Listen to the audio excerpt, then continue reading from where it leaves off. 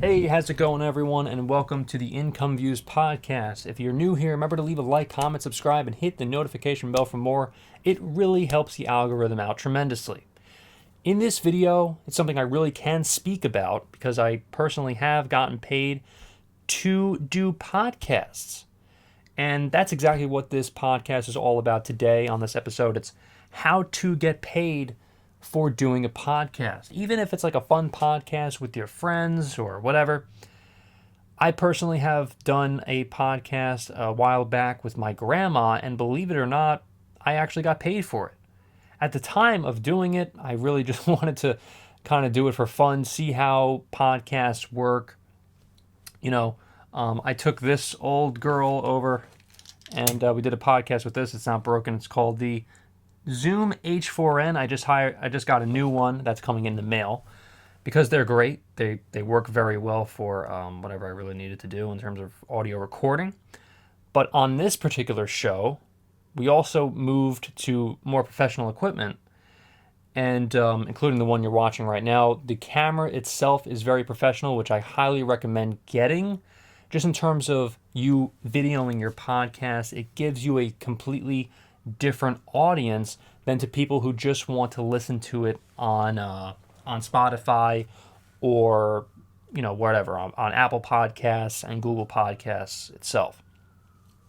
So quickly talking about the audio equipment, which is by far the most important thing in terms of you having the best quality of your show and to possibly even earn an advertising revenue from this. We have the mics right here. This is a very expensive mic. I don't necessarily recommend that. You really don't need like the most expensive stuff, but to get maybe like $100 microphone, or to get two if you're making a podcast with your partner or something, that's great. The one we have right here too is we have this one. This one is a what do you call it? I forget the brand. A Rode microphone, and that is a condenser mic. Both of these, I believe, are condensers, and that's the best microphones that you can get in terms of just doing a podcast indoors. Is a condenser mic. If you have a boom mic, it's going to give you a lot of sound, a lot of excess audio, like room noise, as they say, and you don't really want that. The microphone stands this one only costs about I think it was only $20. You get two of those, it's $40. The microphones themselves, you get two of those for $150, I believe. You could get those on eBay. That's great. You just it's something for you to get started, get going. And I think that the audio equipment itself is really, really important, but to earn an ad revenue is possibly even more important for you. Of course, you want your podcast to appeal to a certain demographic, a certain type of person. Really think about what you're trying to create. Are you trying to create a murder podcast, maybe for women that like to listen to that kind of thing? I don't know why, but they do. Really freaks me out for sure. But listen, the ladies seem to like it. I'm sure they're not freaked out at all about hearing serial killers on the loose with the podcast that they're listening to. That's okay. People like different things, and you really have to just think about what people are going to like when you're doing a podcast and what they want to listen to, and so on and so forth. And so the way you earn a revenue in terms of advertising itself and everything like that, then what you're going to do is you're going to just basically have your email out itself. All right, like on your actual RSS feed, try to put it right down there on the actual Spotify website. When people see your podcast, if just introduce people, hey, my name is so and so. If you want to advertise or whatever, any sort of business opportunity, just let me know. And that's how people connected with me when I was doing my podcast with my grandma. At first, it was just for fun, but then I started to earn, I should say, an extra revenue for it. It was fantastic.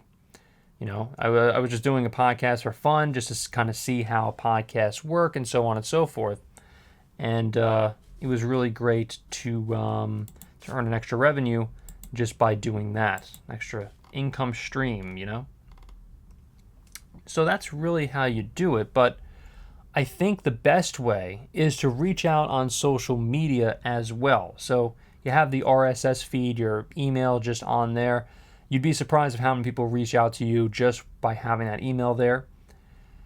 And you also can connect with certain brands too. Like, hey, you know, we have this and this amount of viewership or listenership. Do you want to, you know, like advertise with us? I think it could be a really great opportunity for you. Reach out to certain brands that you think are going to be, interested in your stuff. And that's kind of how it goes. But it's a lot more simple than you think it is in terms of actually like getting people to advertise on your show. However, very big disclaimer is that you really need to, I guess, try to understand like how you can get your audience and how you can have your show being, you know, having it like in the best way, like having the best show possible.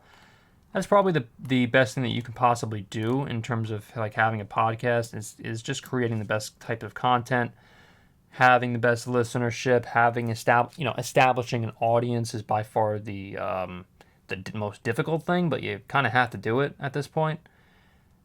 And that's really how you earn the extra income in terms of ad revenue.